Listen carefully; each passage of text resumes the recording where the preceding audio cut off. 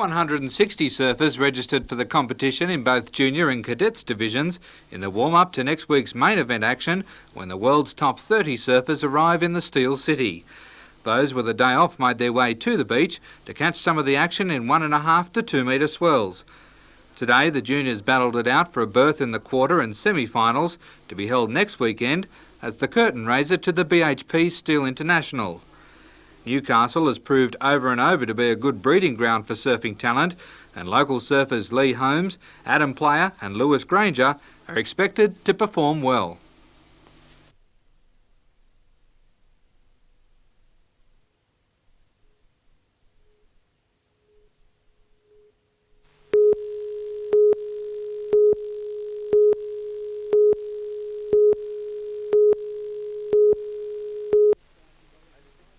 Over $6,000 in prize money has enticed 3 American Super Sedan test team members to take part and has also attracted a very hot Australian contingent. Anything can happen in a 30-kilometre race with a compulsory Indy-style pit stop. And for United States leadfoot John Pearson, his renewed battle with Cessnock's John Pine will be worth the admission alone. Yeah, it's friendly, away from the track. We're, both competitors. It gets pretty heated up while we're at the track, but it's the nature of competition, isn't it? For Mike Klein, this race is a real test of man and machine. 75 laps is more than normal, and it's not going to be, the talk is, well, we'll take it easy the first 50 laps, but no one's ever done that. I mean, you're going to run hard all the way, because that's racing. You race all the way. There's one thing for certain, neither American will hear of defeat, even by a countryman. John and I's raced together in America against each other, and I'd like to see him finish behind me. Yeah, well, if I got to do the same thing we did at Dixon, there won't be no chance of that, will there? No. Put him over the fence at Dixon, he landed out in the parking lot. We didn't see him for about 2 or 3 hours later. 2 other Americans are in town passing on their knowledge of 10-pin bowling. Michael Miller is ranked in the top 50 exponents of indoor bowling in his country, and today at Mayfield Bowl, Miller was helping youngster Donald Walton with his game. From Albuquerque, Miller last week won the South Coast Open after a titanic struggle. His father Gary, the former Deputy Police Chief in Albuquerque, is a member of the Seniors Tour in the States, and his specialty is measuring and drilling the correct hand placement for the ball. Manager of Mayfield Bowl, Peter Zambellis, says the expertise given by the Miller Band is invaluable to the growing numbers of competition players in Newcastle.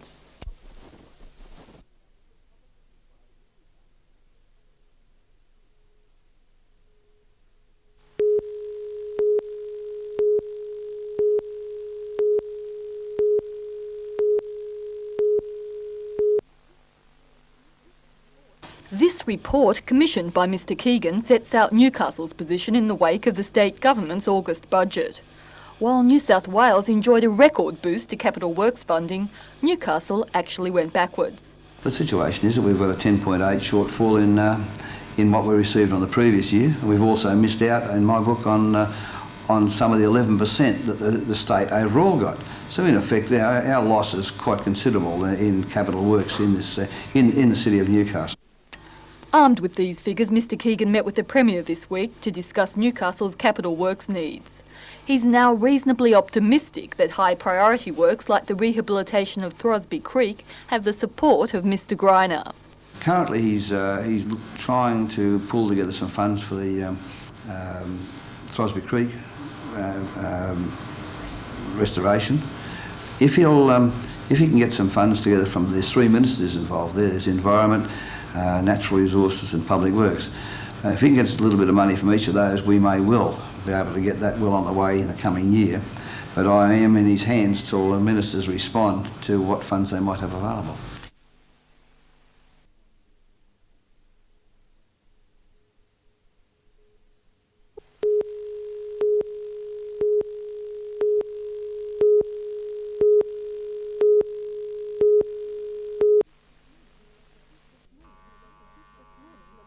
This morning, the local fisheries inspector surveyed the extent of the kill. He found thousands of dead herrings, silver biddies and tailor. Possibly a couple of things could have happened yesterday. This is a very shallow bay here. There could have been an algae bloom due to the high temperatures and the lack of oxygen in the water. We have a power station just around the corner which increases the temperature of the water, and also nearby we have a sewage outlet fairly close. Any other possibilities? There was, I believe, from just quick investigation that there was a hauling crew here yesterday, a fishing crew, working in the area, and possibly due to the increased temperature of the water, some of the fish may have died. Angry locals are convinced the kill is linked to haul net operations. They say the undersized fish were discarded from the nets but smothered in the shallow, warm water. The Fisheries Department remains non-committal, but if this was the case, it would be viewed seriously. Is it likely that any charges might be laid? It's possible if I can get some firm information, yes. BirdLife had a field day delighting in the easy pickings. Later in the day they were joined by several men in a licensed fishing boat. Neighbours say the men spent an hour and a half scooping up the dead fish. Their departure coincided with the arrival at the scene of NBN cameras. Leslie Robinson, NBN News.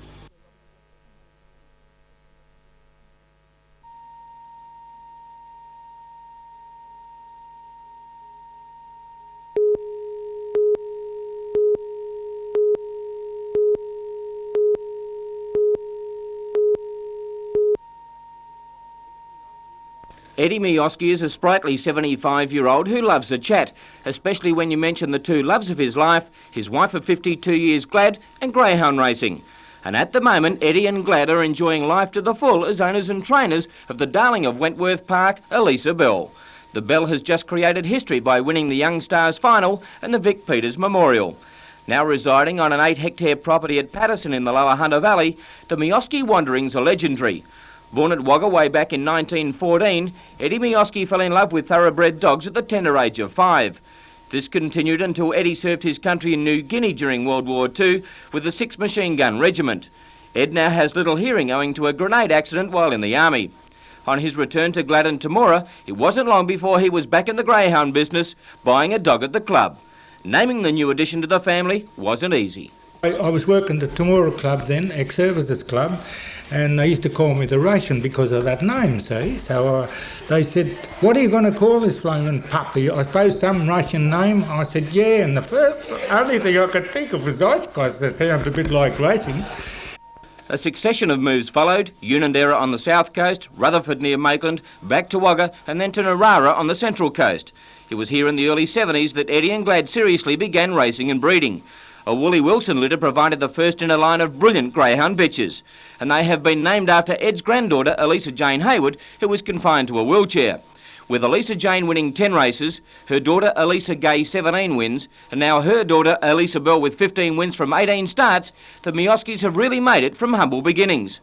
For Glad and Ed, Elisa Bell has provided separate highlights. Oh, the first final for me. The first final was the hardest on me, you know, it's more stress because she's favourite and you're wondering whether you got 100%, because I do all the dog, I don't take them to anybody other than when I can't do them myself, like I said, she had to manipulate that dog, I couldn't do it.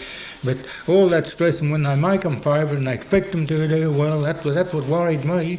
And then they're telling you, oh, keep her inside. Well, she wouldn't have slept inside, see, so I slept down there with her for 2 nights before the race. It's hard. Well, I was down there, but I don't know about sleeping. Put the bed up down there. Yeah, put the bed up down there, but oh, gee, it was hard. But that's the second final, because I thought, you know, all the good dogs in it, and they were wrapping up all the others. I thought, well, she'll do her best for sure. She'll do her best, but I never thought that she'd really win it. You know. But already this is the 89 Vic Peters. Racing now, and coming out fast was Pom Pom Girl and Pretty Potent, both driving to the lead, but Elisa Bell has shot through on the rails and takes up the lead out of the straight. Elisa Bell leads the way, second placing Pom Pom Girl, Pretty Potent is third, and then came Christmas Doll further back, then to Juno and Cool Marvellous Spent Force, then came On Ice and last of all Savage Lady. Elisa Bell is the leader on the corner, 2 lengths Pom Pom Girl and Pretty Potent. Elisa Bell turns for home from Pom Pom Girl, history's going to be created. Elisa Bell goes on and takes the magical classic double. After 52 years of wedded bliss, would Glad have wanted to do it any differently? Not really. Not really.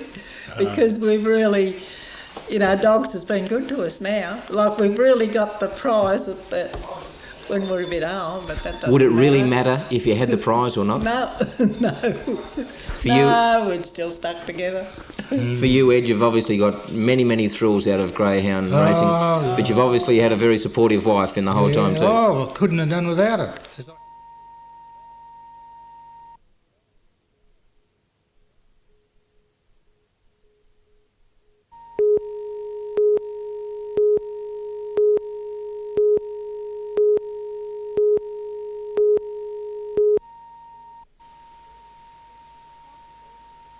Marcus Irwin is a former national aerobic champion. At 21 years of age, he's at the forefront of the cardio funk craze, slowly infiltrating Australia's gyms. Forget the star jumps and sit-ups, cardio funk is more like a dance party. You just got to have a fun sense of humour, be able to laugh at yourself and have a good set of hips that you can wiggle.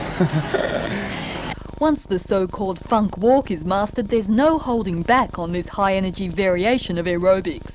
It's simply a case of letting yourself go.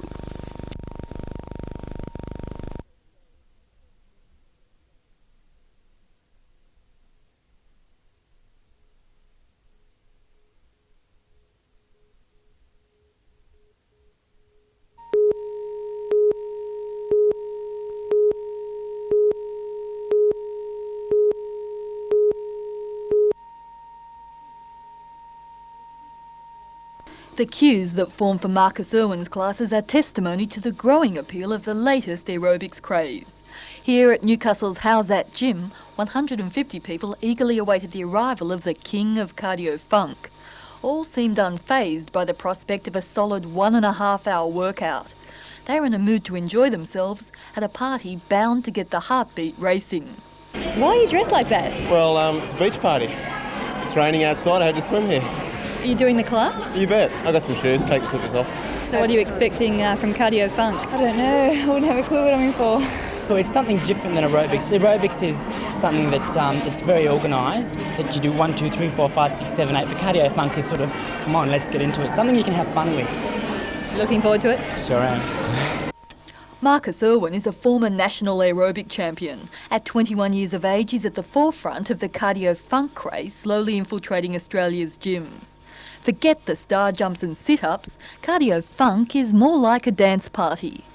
You just got to have a fun sense of humour, be able to laugh at yourself and have a good set of hips that you can wiggle. Once the so-called funk walk is mastered, there's no holding back on this high-energy variation of aerobics. It's simply a case of letting yourself go.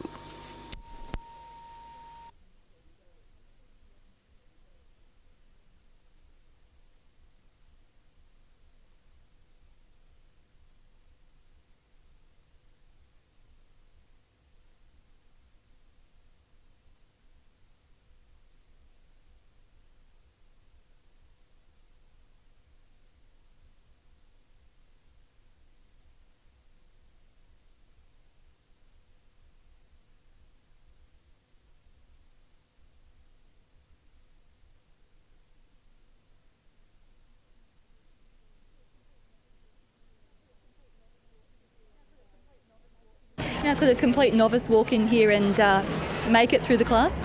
Maybe not one of the advanced classes, but one of the beginner ones you could. But I find that a lot of people who haven't done the class before, who come in to do it for the first time, they just come in and dance around at the back and have a good time. Because everyone's having such a good time, you know, you feel the buzz of everyone else and you feed off that. And what about the hips? Why do you need a good set of hips? Oh, it's all got to do with the hips. Everything's centred around the hips. So with aerobics, it's all centred around the shoulders and the legs, but this is sort of in the middle, and you've got to learn how to isolate your hips. And if you've got a good set of hips, well, you're swinging.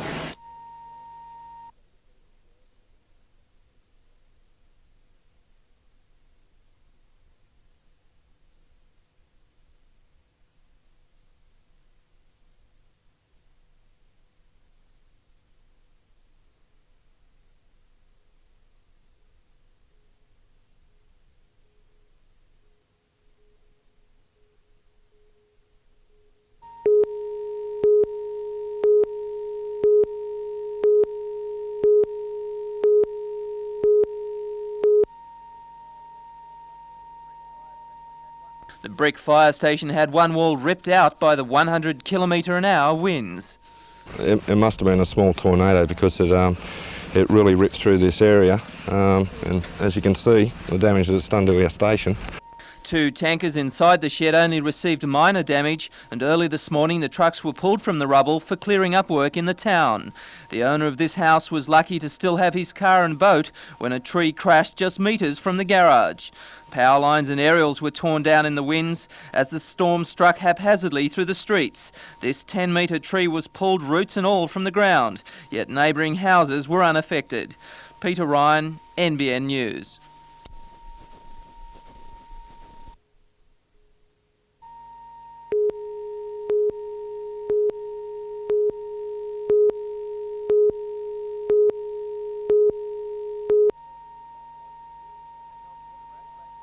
With the help from the RAF base at Williamtown and 11 pilots with their Cessna and Piper aircraft, the Scouts carefully took their dreams to the skies. How are you feeling now? Nervous. Do you think it'll be fun? Yep. It gives the opportunity for the boys to have a float in an aeroplane. A lot of them have never flown an aircraft before, and some have flown maybe in a jumbo, which is totally different from flying in a light aircraft. The weekend also involved studying meteorology and learning everything they can about aircraft of all types. The highlight for most, however, was the 20-minute flight over Stockton and Nobbies. Heaps good. Fun, terrific. Except for the motor sort of stalled a bit and that. Cool. It was really good.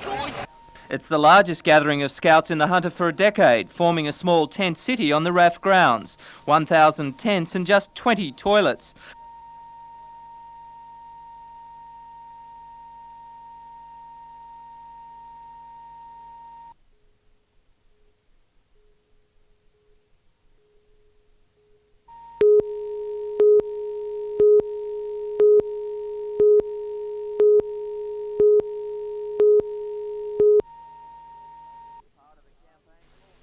Part of a campaign called Labor Listens, the party's Legal and Constitutional Committee came to Cessnock to discuss policy directions on law and order.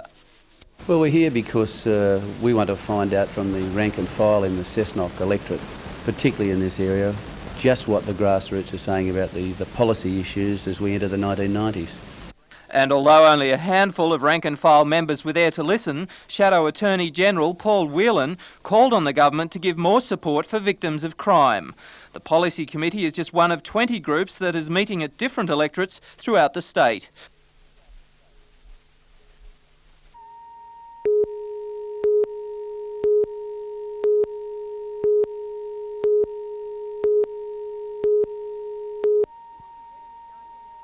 It all began in 1987 when Prime Minister Hawke opened this special home for the mildly handicapped. Since the opening, Hopetown has been a success story in itself.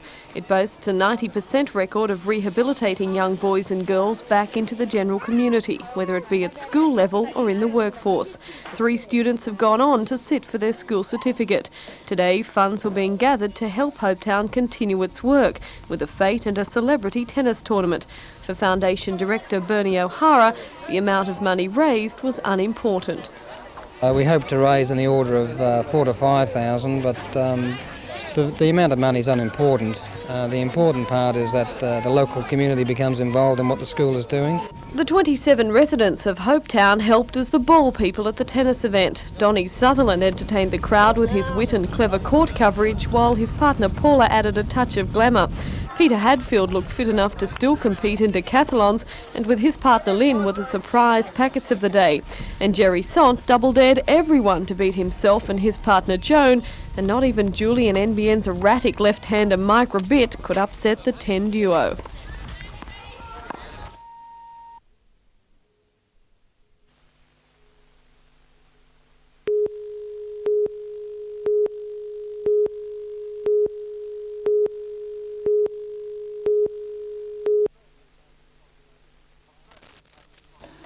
Australia's aged population is large and politically experienced, and that makes for a force no government can ignore.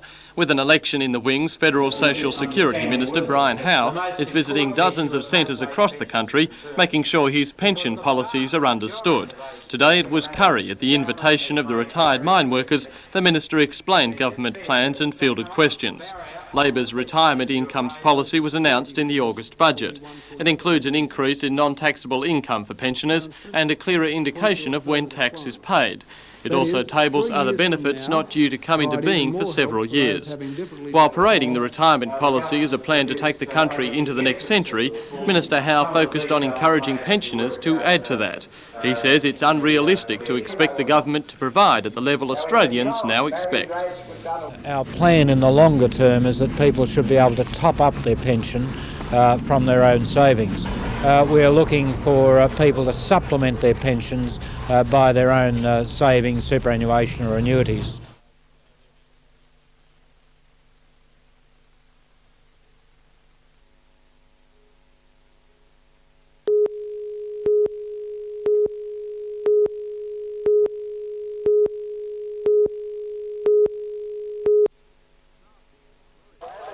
The trials began in glorious conditions with plenty of sunshine and good 1 to 1.5 metre swells, giving riders the chance to use both right and left-handers. Avoca Beach's Adam Faunce got the locals underway with a number of solid waves in his heat to help him into the next round. Merriweather surfer Craig McMillan followed Faunce's lead and rode a number of waves right into shore, impressing the judges enough to get him through to round 2 tomorrow. Stockton's Damien Idale chose a number of well-formed waves but didn't pull off enough manoeuvres to earn him sufficient points. Jamie Lambert from Merriweather showed off some fluid, smooth rides but also failed to impress the 5 international judges and could only manage a 4th in his heat. As the afternoon progressed, more Novocastrians took the opportunity to watch the action, and North Shelley's Jay Sharp didn't disappoint. Jay managed a spot in tomorrow's round after coming second in heat 15. Not so lucky was the tireless Lee Holmes. A late inclusion in the heat, Lee couldn't seem to get it all together. It is still in contention for the weekend's under-19 semis. Another Newcastle surfer, Dave MacArthur, managed to get through to the second round, while Gary James missed out.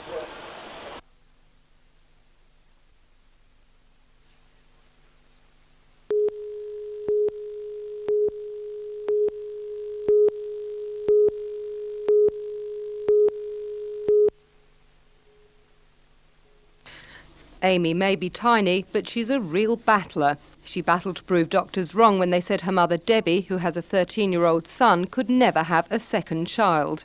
Now she's battled all odds to survive 5 turbulent months.